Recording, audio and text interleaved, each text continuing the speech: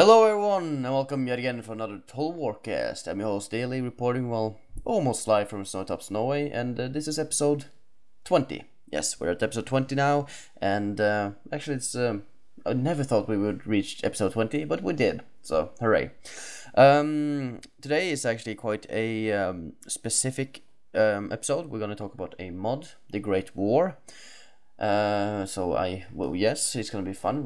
We have 3 people with me, but I'll introduce them a little bit later. First, I want to talk about the last episode regarding the CA interview. I want to thank everyone for their great, some feedback, both in criticism and in support. Like they liked it. Just to make clear, is that all the quality will improve, all that. This was more like a opening hopefully we will have Jack on for later interviews as well, and you will hear more about that later. Regarding the questions and all that, this was mostly just, what can I say, when we first talked about doing the interview, there wasn't Rome 2 wasn't even really announced, so this was kind of, why it became very Rome 2 related was because of the announcement. So if not, it would just be a standard CA interview, talk about the future and all that. But it ended with Rome 2, so this was nice. Next time we're going to probably have a lot more specific, and of course all the criticism has been noted down. No worries, I'm not read all the comments, even though I don't really respond that much. But yeah. Anyhow, moving on to the subject of today. Today actually is quite fun. We have one of the most ambitious mods, I think, at least, on TWC, which is the Great War. Joining me is Gunny. Hello. Yes, as usual. Aanker. Hello. The Swedish guy, the enemy. And Mitch. Hello there. Yes, Mitch is a first-time guest, I'm guessing. Yes. Yep, first time. Yes, welcome. Yes. Cool. Yes, so we're going to talk about the Great War. Now it seems that you guys are going to release something new. Is that correct? Yes, that's true. If you're meaning just for today, the mini preview, then yeah, we're going to release a couple of Ottoman screenshots for the Ottoman faction, which previously had to use NTW vanilla uniforms because we didn't have the model converter.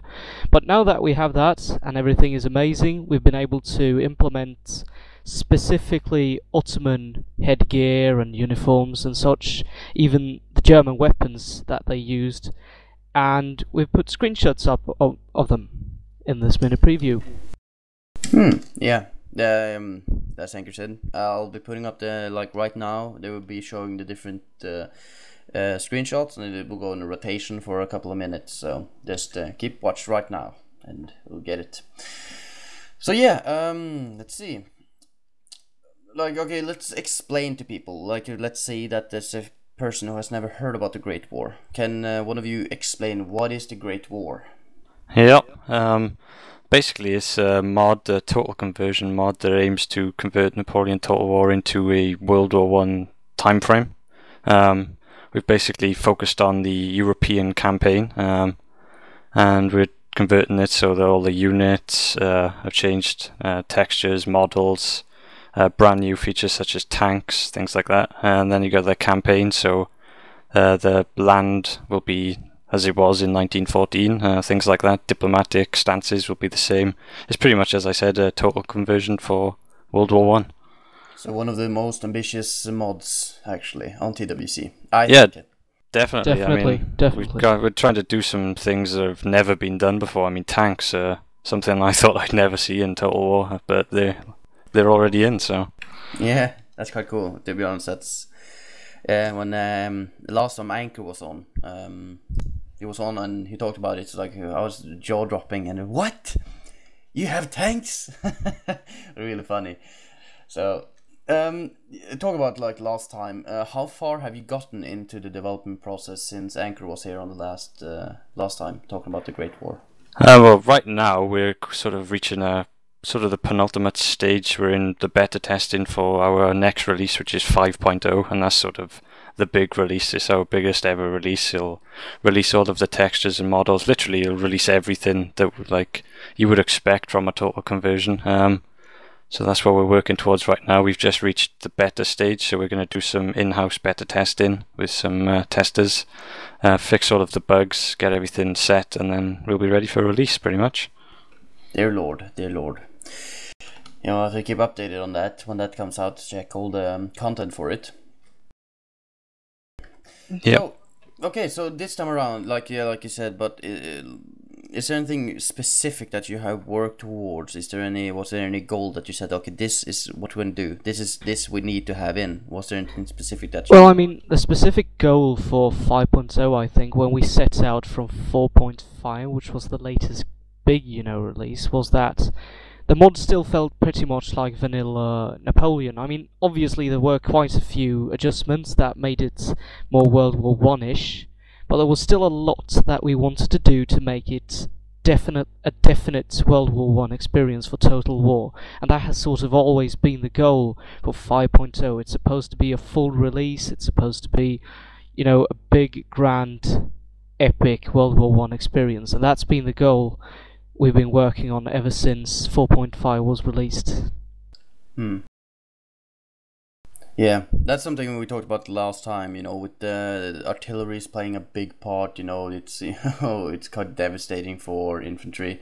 And I talked about, last time about something that kind of worried me when playing, is that how are you going to do? You will have a trench war, so you have to wither down your enemy. How many hours do you have to spend in one battle to actually progress?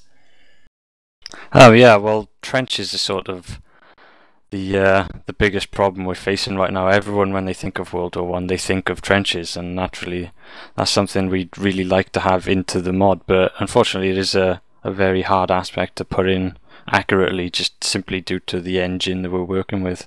But I mean, we've tried to work certain different attempts at trying to get different trenches in, and I mean, right now I think we're thinking of converting a few models into trenches and things like that, and replacing the earthworks and stuff like that.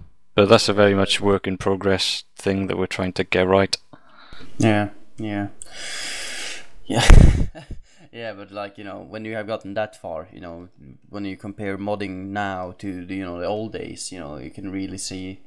But it's nice to see that people are still trying. But there's something I was wondering about, the engine and the modding and all that. How hard has it been? Because you guys have been modders for previous games as well, haven't you? Yeah, I've done a bit in the older engine for Empire, but not really that much. I think Napoleon and the Great War was the first time I actually really started modding. Okay, and I so mean, you started in Warscape. That's it. So you did. Yeah, pretty much. I never really played. I mean, I played Rome Total War as a kid, and that was one of my favorite ever games. But I never really modded it or played with mods. It was always vanilla. I think my story is even more extreme in that respect. I've only played really the games of Warscape. I've never touched Rome 1, and almost never played Medieval 2 Total War, except for Third Age. You come on to the Total Warcast and you haven't played Rome Total War. That is the tragic truth. That is blasphemy. Blasphemy! Yeah, that's crazy. I'm kicking him out of my team after this, just you know. Aanker didn't expect the Spanish Inquisition. Nobody expects the Spanish Inquisition. Well, in fact, the first time I heard about Total War was in the, context of Empire Total War, and the only reason that game really interested me at first was because of the time period and the fact that the Swedish Empire was featured, and then it took off from there. Yeah. Swedish Empire, lol. Well, you guys did good in that time era. You did good. We did pretty well, yeah, we did. Yes, but then now you fail. Same as us, Jesus. From a Norwegian to a Swede. Yeah. Well, you talked a little bit about the new stuff, but you talk about the texture you will be releasing and all that. But can you give a little bit more detailed list of all the new stuff that is coming out? I think one of the things we've talked about is sort of we can't release everything at once. Like it's so much work that we have to focus on major aspects that we're going to release first. So the way we're doing things is going to be to release the major faction stuff. So we're focusing on pretty much Germany and Britain and other Russia, France, things like that, just so we got the main stuff in. And then after that, we'll be releasing further content that will expand the other factions. Okay. But of course, I mean, the other smaller support factions will still have aspects of the major factions. They just won't have their unique stuff.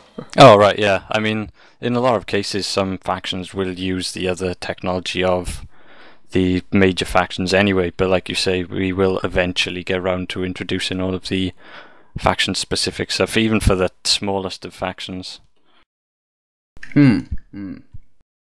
That's good. That's good to hear. Okay, so let me see on my notes.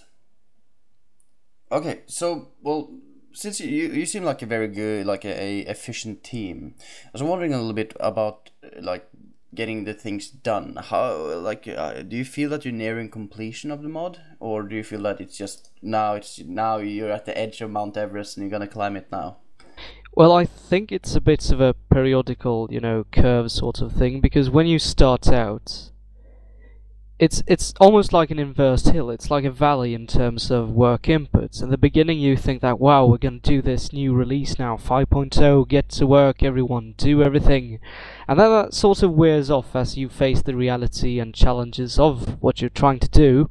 And as you're in mid-development, everything goes so slowly because you're encountering problems, and it's basically, in terms of work, it's very much based on inspiration, how much inspiration you've got in a certain moment. But as you near release, everybody starts to talk to each other and say, hey, we've started to complete this area now, we could work on this and keep these little details in check and sort of that. So it goes up again.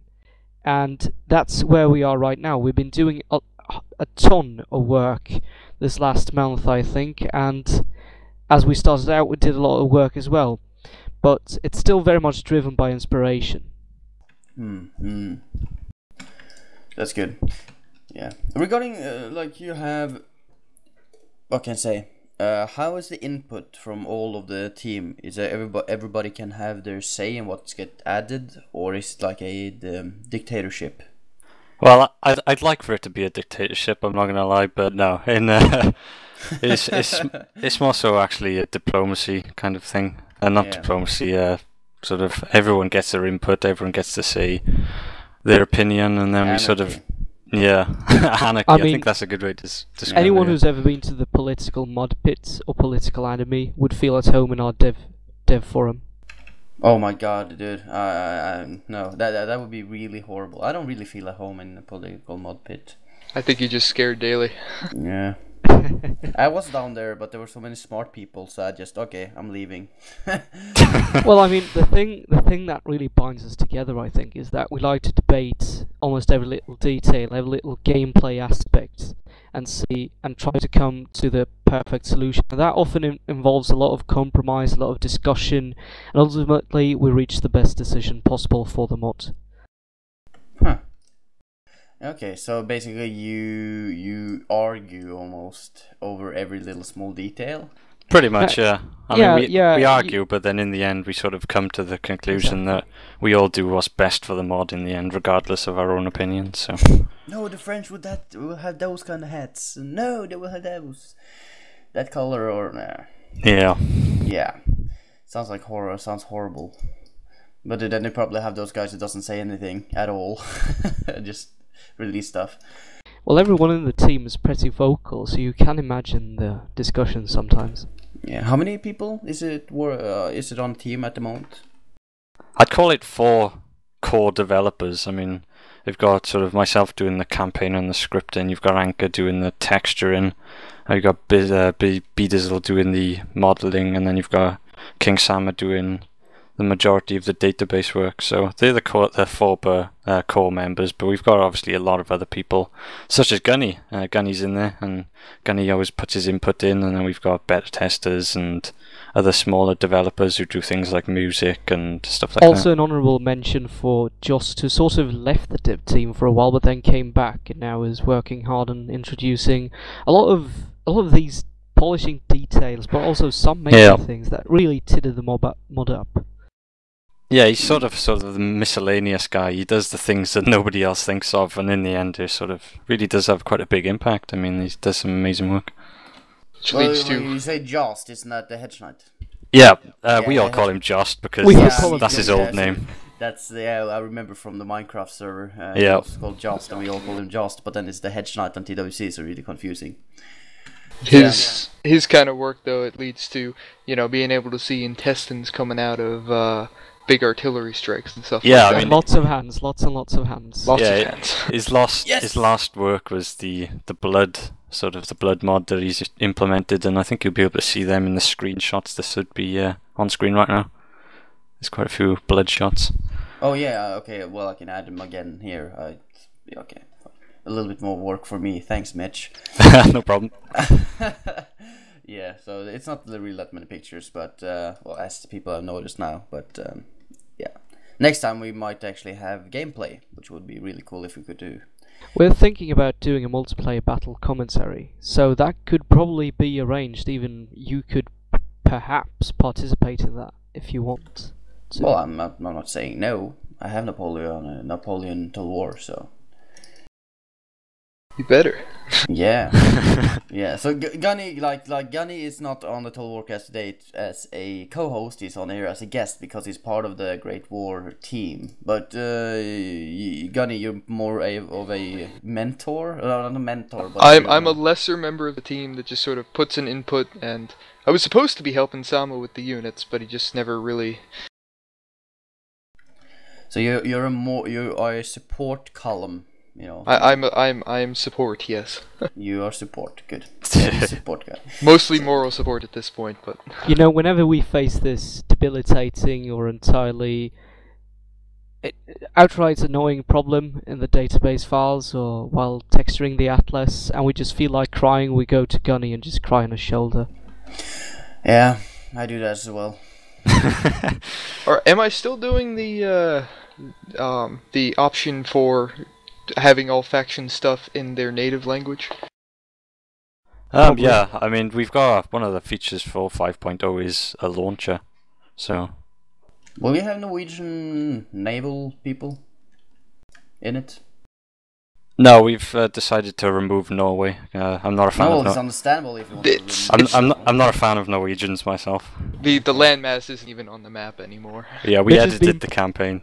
Mitch has been a little bit persuaded by me to abandon Norway. You made Norway the largest swimming pool in the world. Thank you. The first thing that happens is basically the British Navy sails off to Norway in a scripted event and blasts the piece to oblivion.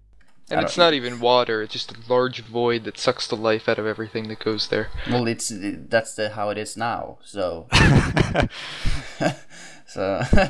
Okay. Well, good to know. Good to know. Well, because Norway had the largest, fleet, not war navy, but like trading fleet and ships overall, and we lost quite a lot of sailors, I think. If you like, Daily, I can make a Viking submod for the mod, so you can have your Norwegian sailors.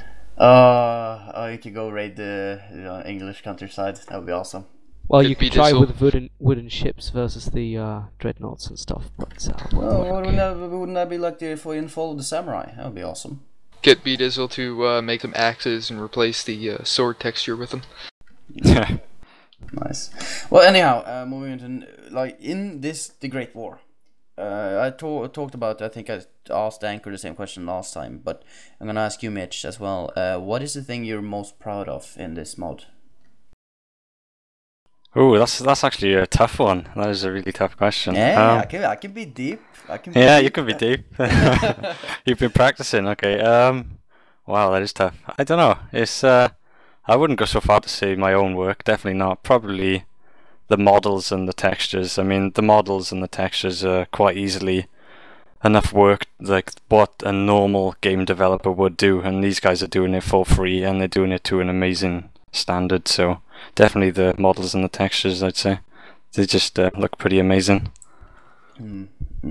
Not to mention Sama's unit tables, which are just absolutely gorgeous. Yeah, they are. A lot of people won't appreciate them. I just want to put in a good word for Sama's units tables. Those are absolutely awesome. Yeah. I'm getting a little bit jealous here. Yeah, the bond between you. It's quite fun. Well, it's been 2 years now, hasn't it? Yeah, over 2 years now. We've all been the core group, pretty much. Dear Lord. Well, you gotten quite far, to be honest. Yeah, I mean, we were talking the other day, just thinking back, like 2 years ago when there wasn't even such a thing as a model converter, and now that we've sort of got to the point where we've got tanks, it's just unreal. Let alone textures. Yeah. Okay, so last question. Well, last like the big question. I also asked this last time, but the future. What is okay? What is the realistic views? What are your unrealistic hopes? Whatever the future. My unrealistic dream is having spaceships and nukes. Okay, Mitch. I don't know, to be honest, I think one of the most neglected aspects of the mod is the naval aspect. Sort of, we can't do anything with the models right now, which is kind of a pain. And I'd really like to see that done to a good standard. So yeah, I hope one day we'll be able to mod the naval aspect as we can the rest of the mod. But at this point, is that unrealistic or realistic? Yeah, at the moment I'd say unrealistic, but maybe, I mean, soon enough, I hope it will be realistic. We'll soon see. And while we're on the subject of unrealistic, not to mention, the map, and, if only we could just get the regions to be properly set up, so as to really simulate the geographical conditions of 1914 Europe. Yeah. The world. The borders in general. Yeah, I think campaign map modding is one thing that may never happen. I think that's the most unrealistic thing, but I think the only thing that can really be done with it is with the actual minimap textures and getting rid of borders to make it at least appear superficially like the proper view. Yeah. Well, actually, that's is there anything you guys want to say, to the listeners? Anything, check out our mod, of course, but anything else? I think what I would say is just keep watching. I mean, we've been quite quiet for a long time now. We haven't released much, but we are really close to what everyone's been waiting for. So just keep watching. Keep watch. I will certainly be. And also, might be worth saying that 5.0 will most likely not be the last you will hear of the Great War Team. We will continue after 5.0, adding 5.1, 5.2, and keeping up the support, adding new units, adding new textures, so that we can flesh out all the factions as much as possible, because we know that we have fans in what should be regarded as minor factions during this time period, but which will have the attention brought to them in detail soon enough. Awesome. That's good. Feel the dedication, people. Feel the dedication. And not to mention, this whole 5.0 is completely, it's rebuilt. It's if you had experience with 4.2, 4.5, 1.0, God forbid, it's a completely different experience. It is built from the ground up. I mean, one thing we said when we started was, oh god, look at our old work, it's terrible, let's start again. So we've sort of tried to get everything right this time around. Dear Lord. It seems so massive, it seems so much, You just get overwhelmed by all the work almost that you seem that you have put down into it. Has it been a lot of work? Well, 5.0's sort of been in the planning for about a little over a year, actually. I remember December of 2010, we were considering doing 5.0 by summer of 2011.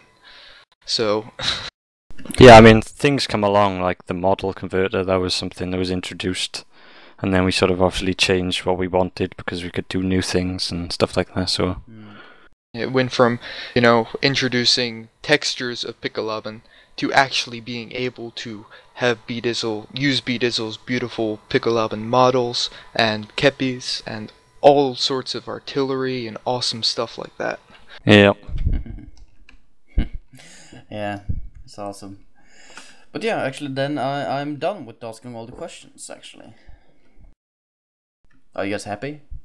Yep. That's Very cool. happy. Very happy. That's cool. That's cool. So basically, well, that's it for the mod corner. I think. Is there anything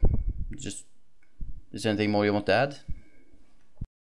Just Not keep really. watching. Yeah, keep watching. Keep watching. That's cool. That's cool. Keep watching.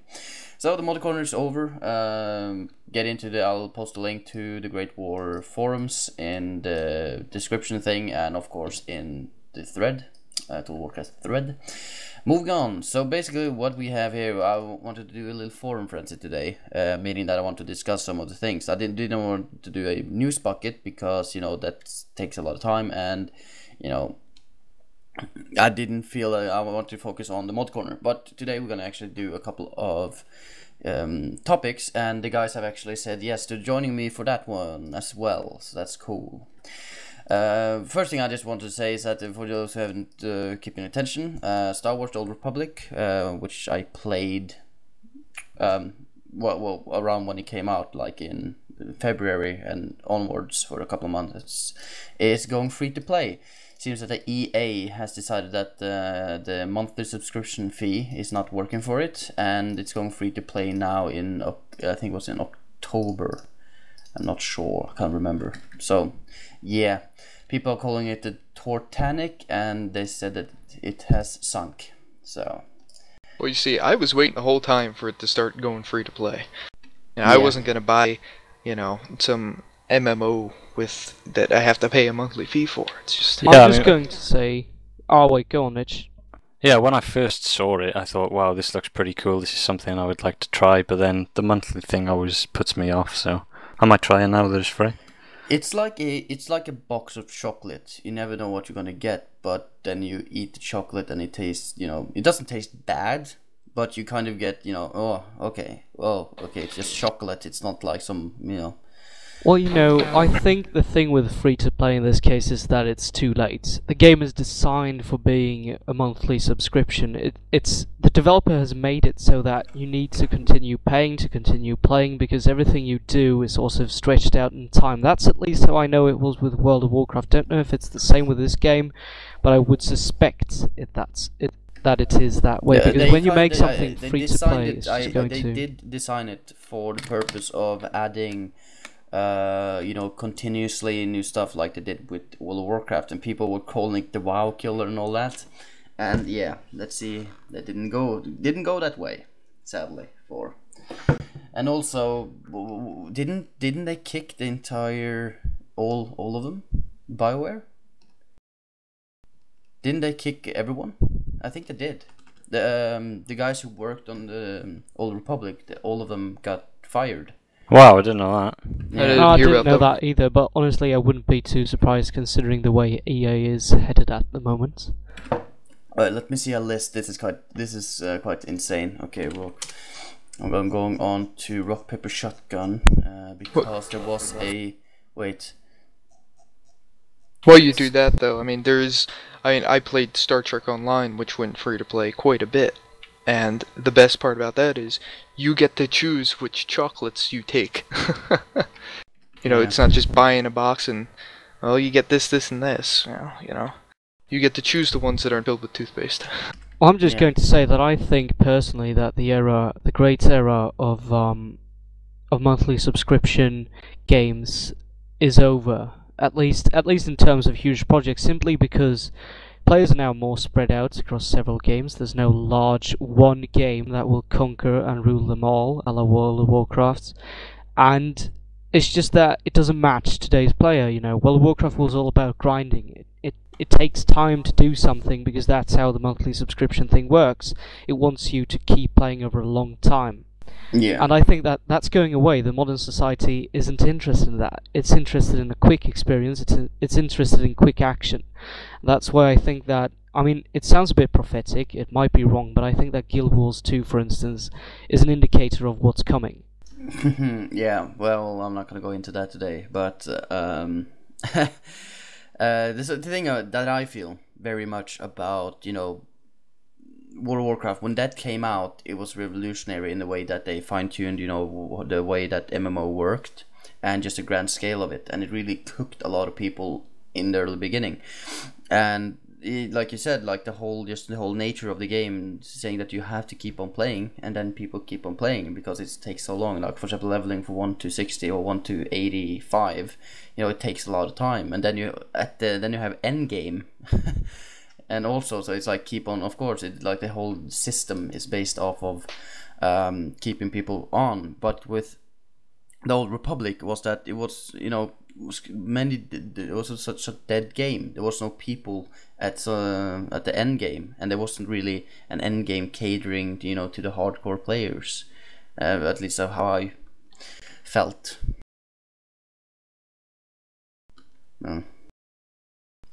So yeah. But we'll see. Like, it's going free to play, so I'm probably gonna install it again and, you know, play it, since, you know, I feel horrible when it's monthly subscription and I'm really tired of it, meaning that I'm paying for not playing, which is completely wrong, I feel. Yeah, I'm looking forward.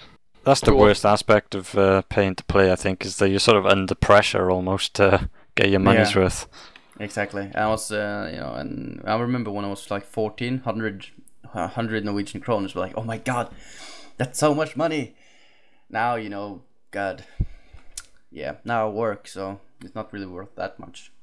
Something to be said about the Norwegian economy, but What? You're making fun of the Norwegian economy?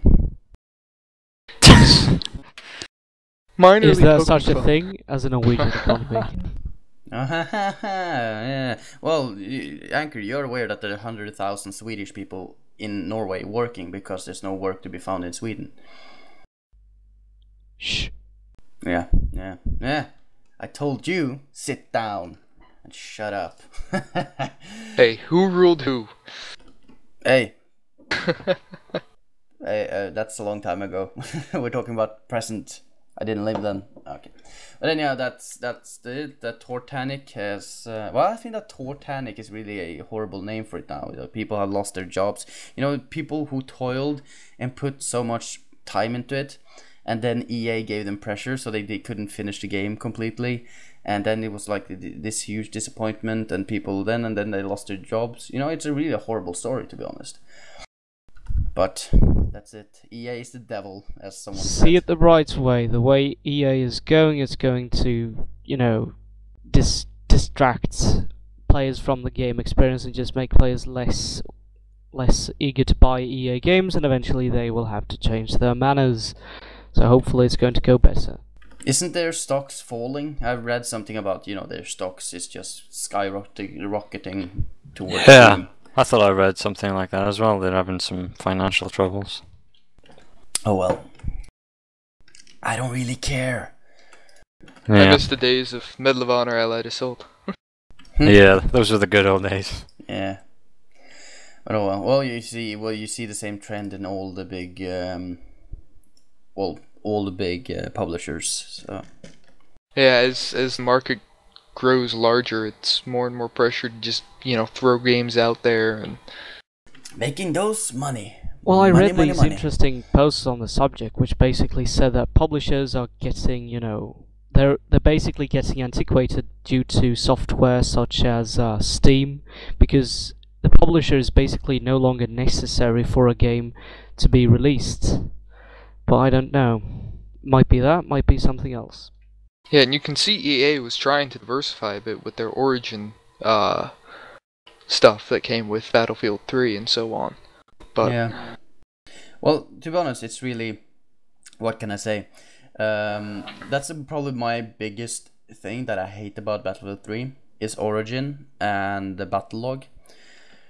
I'm okay with the Origin, to be honest. It doesn't bother me that much because it's really fast and it goes into the game, even though, you know, I have to close down Steam, of course, when I play Battlefield 3. But it's really annoying that you have to log in, you know, into Battlelog, and then you have to, you know, log into Origin, and then, you know, you have to start the game instead of having everything inside the game. And I think that was a horrible decision. I think that was completely bullshit, and yeah. I can't even find the words, goddammit, in my very small vocabulary. Can't even find the word for it.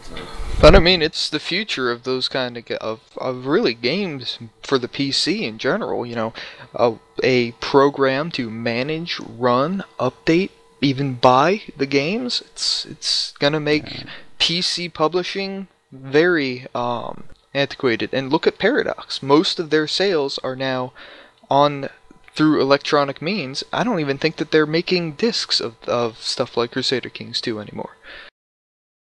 No. Well, less garbage to pollute the world, right? Well, that's true. It's a cost and also an environmental cost. So why not? Why is it a bad development? The problem, as I see with, you know, digital distribution, is that you don't really own the game, physically own the game. You know, you just bought, you know, the right to play, which is a problem, because if you have the CDs, you actually have a physical copy in your hands and saying, okay, this is I paid for, this is mine, but you're paying to be allowed to play. So, well, no, that's still the same for the CDs. You're paying for the license to run the program.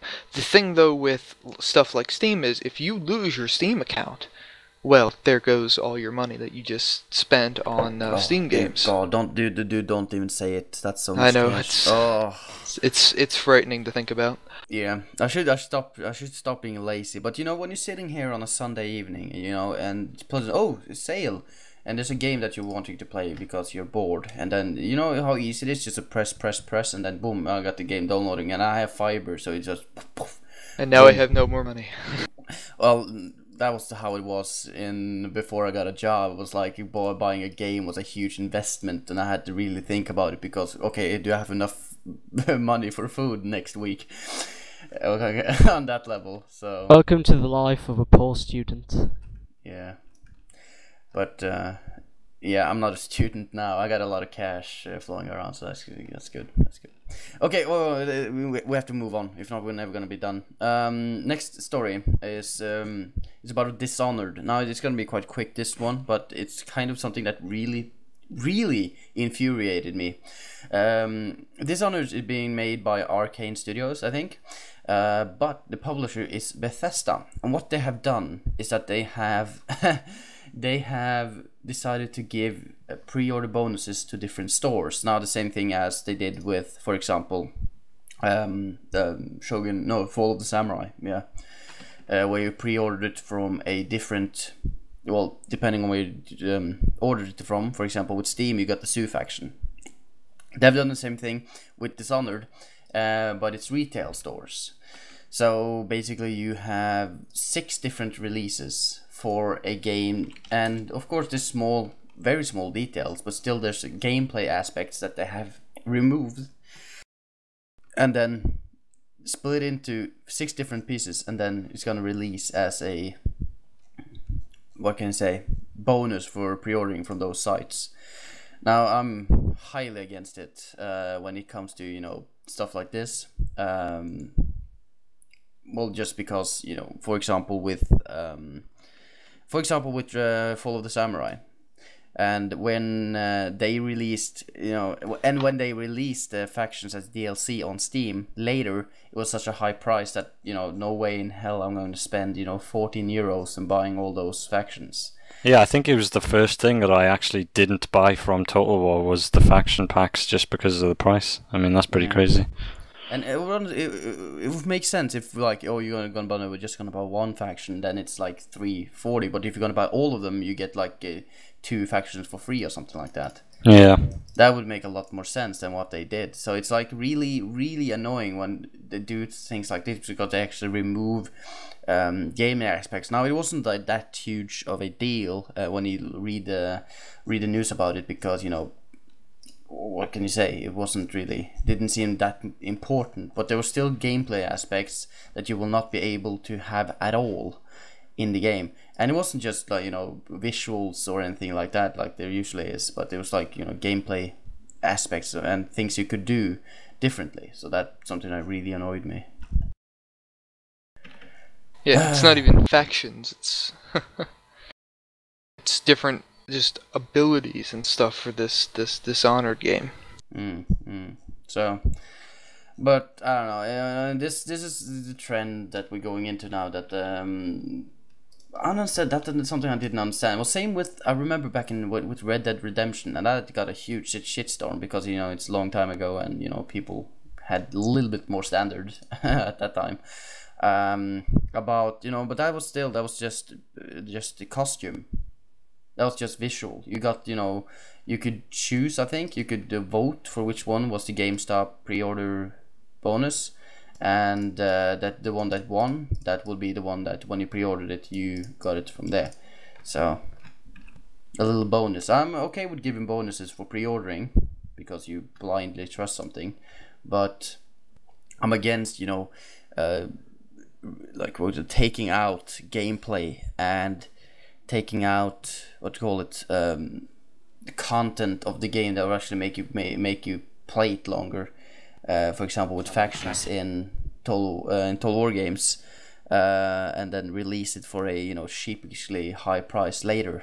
Or play it differently, like in the case of Dishonored, where it's it's all based. The different release bonuses are for what your playstyle is, but the thing is, you haven't played the game yet, so you don't know what your playstyle is going to be. So it's but I mean, when it comes to stuff like new units and stuff like that, it's it's small retextures.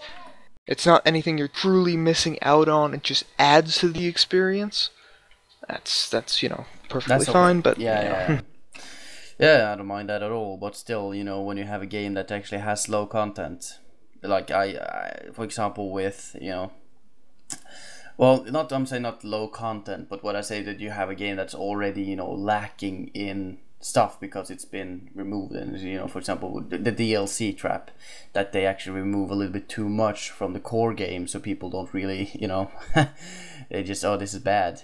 I've seen. Are you taking a shot at what's that game? That the ending was so angering to some people that they Mass Effect 3. Mass Effect 3. Well, actually, that's just lol. I never completed Mass Effect 3. I played it. I came quite far, but I never actually got. So I watched it on YouTube the other day, and I was like, lol, you're raging over this, because I find it quite funny. Well, I think even though I have some changed standards regarding EA now, I think that BioWare handled that situation pretty well. I mean, they did make a few mistakes in the original ending. I mean, it was a bit like copy pasting, but with different colors. That was the impression I got from watching it on YouTube.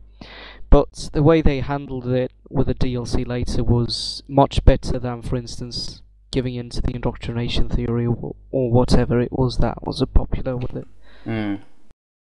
But I think it's that is something. If I was a developer, and if I was making a game, and I made, well, of course, like the ending, we're not gonna spoil it, but you could kind of. No, I didn't. So, but you're not gonna spoil it. But if I was making a game, and I was making the ending, and people, oh my god, something, for example, you kill, like in Red Dead Redemption. No, I'm not gonna, goddamn, can I spoil the Red Dead Redemption?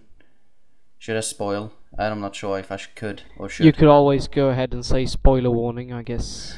Well, they kind of say they kind of got the spoiler warning now, so you can, skip to 3 minutes ahead, or I don't know, mute me for a couple of seconds. And yeah, when, for example, in Red Dead Redemption, when they kill off the main character, I got pissed because okay, well, fuck you too, because you've been working with that guy, and then everything just goes back. But then you should understand that was the point of it, everything.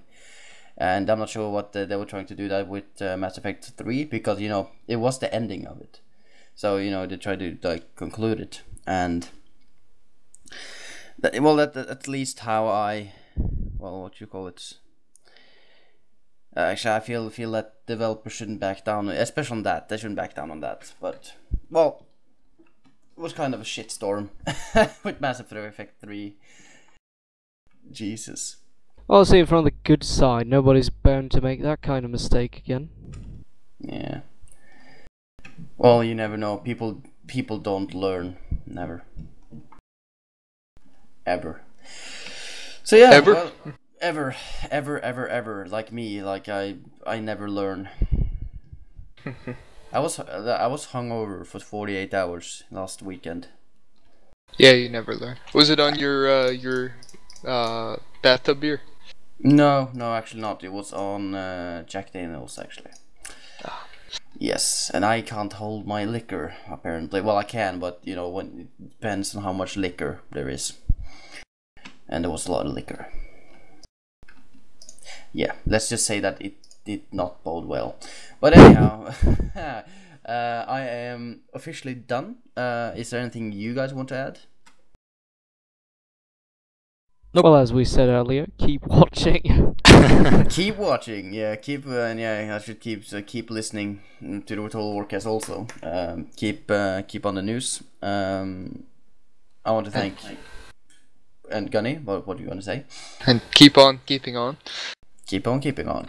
Yes, and as we said also, and as we also revealed, there may be a multiplayer battle commentary ahead of us, so keep watching for that. There will be more information, there will be more screenshots and all that, so just keep on doing what we've told you earlier, keep on watching. Okay, yeah. Now you can talk. Yes, good. So I want to thank Mitch, Aanker, and Gunny for showing up today. We actually were planning on doing it on Sunday, but Aanker and Mitch abandoned us for Arma 2. So Well, it was quite fun actually to suicide a copter down into the squad. I mean, it wasn't intentional, but the result was still hilarious. yeah, That's a story for another time. Well, I went to bed early, so thank you. Well, at least I got a little bit of good sleep that night. But yeah, I want to thank you all for coming. It was really nice to have a decent one of the older Warcasts with the mod corner and forum friends and all that. It was really nice. I think we've been talking for 45 minutes now, which is a good time. Thank you for showing up, and I think we're done. Are we done? I think so. Yes. Yeah. Say I goodbye, suppose. people. Bye-bye. Bye-bye. Goodbye. Just, Auf Wiedersehen. It's on TeamSpeak, go for Mitch, Aanker, and Gunny. Also hilarious. Okay, goodbye, people. To see you next